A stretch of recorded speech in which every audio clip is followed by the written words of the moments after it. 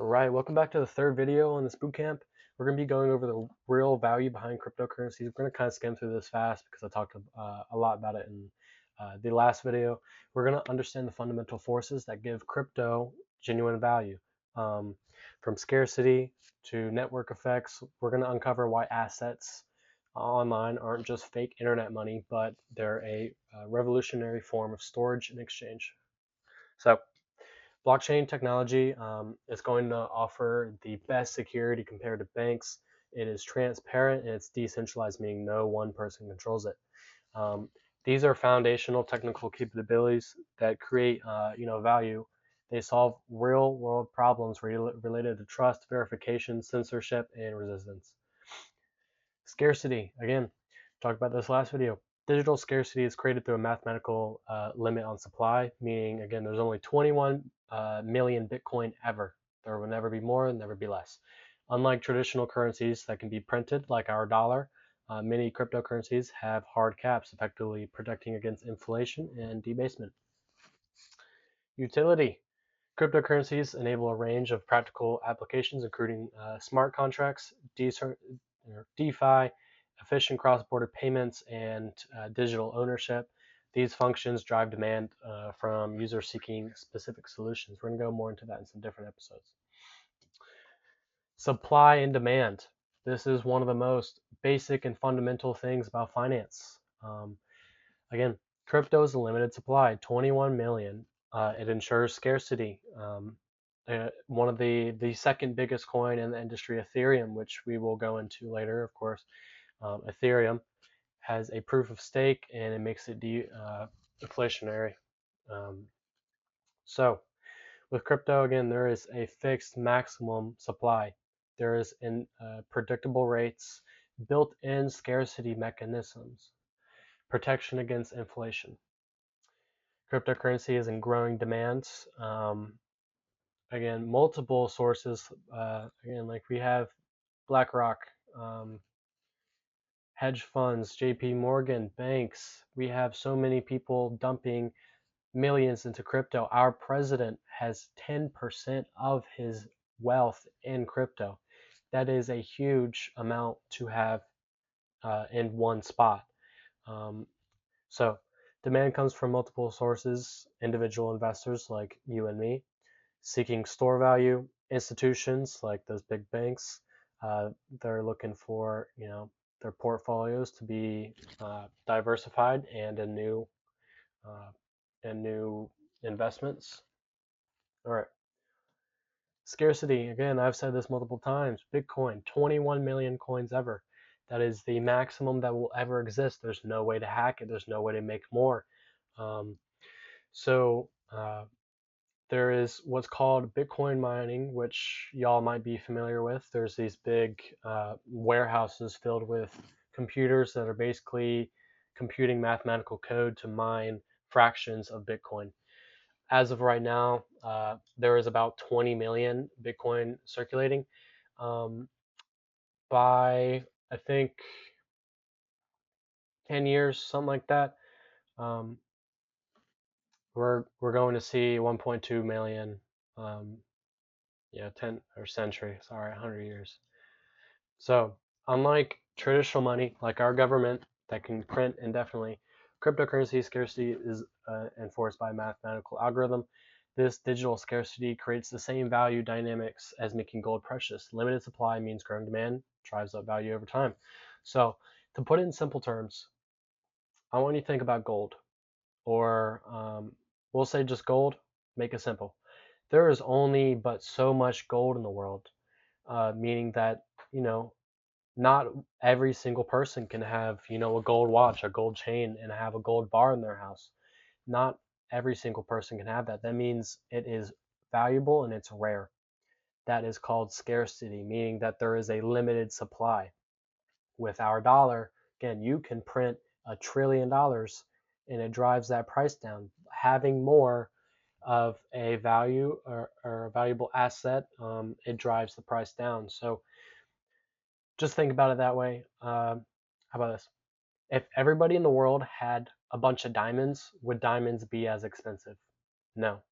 So think about it that way. There is only a limited amount. and that's what drives price. So real world utility beyond speculation. We talked about this in the first video. Cryptocurrencies have instant, low cost international transfers without traditional banking. Again, uh, if you're sending money across the country, meaning if you are sending money to Mexico, just say you're sending $1,000, you have to pay $125 to the middleman, the banking system, just to send your money. The person receiving has to pay $125 to receive that money. So that's $300 of that $1,000 payment that goes straight to the middleman. Again, sending cryptocurrencies, it is the most it's ever going to be is like $40, and that's for large orders. Large orders, of course, it's going to be a percentage. It's less than 1%. That that middleman, our banking system, sitting across borders, just like that example, 30%, 30%. Uh, that 1% is a very comparable rate. Um, and again, it is way more efficient. You send your money instantly. Your bank takes 3 to 5 days to process your money. You don't get your wire until next week usually. You send if you send your money on a Friday, you have to wait Saturday, Sunday, and then possibly Monday, Tuesday, Wednesday. That's 3 days, and then you know Thursday, Friday. That's the 3 to 5 day range. You could be waiting up to 7 whole days to get your money, and that is one of the biggest issues. You cannot be waiting on money. You need that money quick. All right. Anyway, smart contracts. They're self-executing code directly. It basically eliminates the middleman. Um, Anything from insurance claims, supply chain management, reducing cost, and increasing efficiency. All right. DeFi.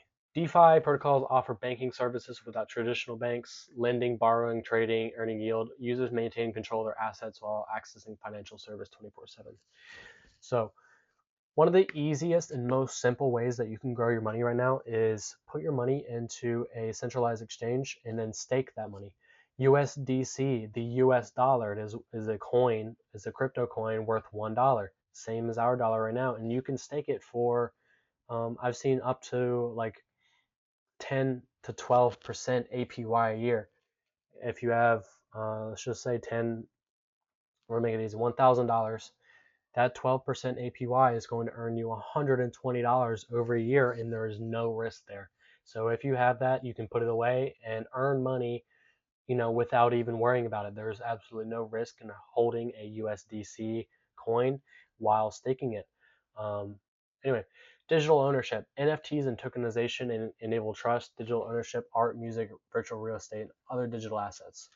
Um, so NFTs is something we're going to get into later. NFT stands for non fungible token, meaning that you basically have a specific art or token or a specific, whatever.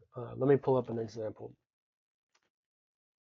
So a few years ago, um, crypto, we had the NFT Yacht Club, and what it was basically just a bunch of like pixel monkeys, looked like that, and these were worth half a million dollars, some even getting like 10, 25, $50 million just by holding this. And it's the same thing. I've seen some people start to change their art. People are selling art as an NFT, meaning that it's on chain. You can sell your art as that NFT and receive the physical item. Um, it's kind of like just imagine that you get your Fortnite character and you're able to sell it for the same price in a market. It's kind of like that. It's kind of like, you get to pick your character, you get to pick your whatever, and you can put it back on the market for the same price, or it could be more depending on supply and demand. Network effects, growing value through adoption. As of right now, we have a like 2% adoption rate compared to everything else. More users are joining rapidly as laws and regulations get put into place, especially with our government kind of leading the way. We have so many level 2, level 3 develop. We've got exchanges, wallets, services. There's so many growing services on the chain now. Security strengthens. Larger networks become more secure, resistant through attacks through decentralization. Developers build. There are so many applications and so many improvements happening daily. There are so many projects that come out on a daily basis. Uh, Network effects create a cycle where each participant increases the value for all existing users. So tie it to social media or the internet. It helps explain why cryptocurrencies tend to maintain their dominance and continue growing in value. Building investor confidence through maturity. So 2020, MicroStrategy and Tesla add Bitcoin to corporate balance sheets, legitimizing crypto as a treasury asset. Uh, 2021, Bitcoin ETF approvals. In 2023, we have some of the start of banking integration. 2024, we have direct Bitcoin Ethereum ETFs approved, institutional grade access to crypto markets. This is what the institutions are buying. And it's just rapidly evolving. So blockchain's public nature allows anyone to verify transactions through supply. This transaction builds trust among investors who can independently confirm network health and activity. Mainstream market adoption from niche to necessity. The percentage of world population that has used cryptocurrency is growing rapidly over the year.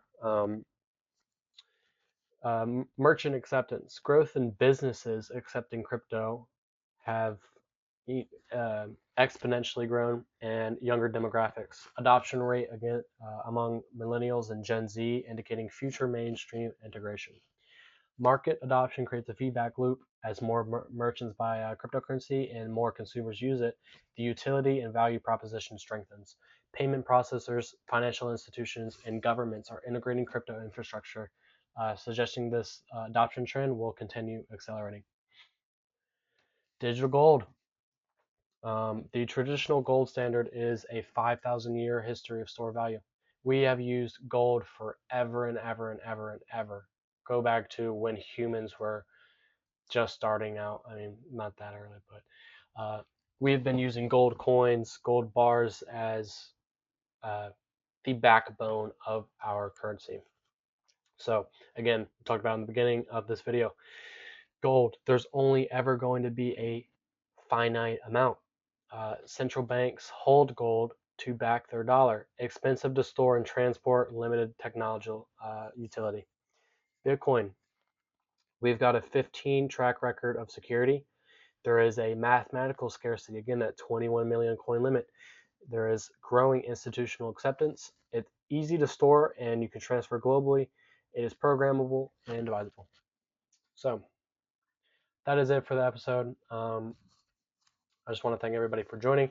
Uh, we Yesterday's signal hit for around 100% gain. Um, if you want access to my algorithms, then send me a text. We're going to be rolling out a bunch more videos. I'm going to try to basically give you all the information you need to start investing. And yeah, that's it. See you on the next one.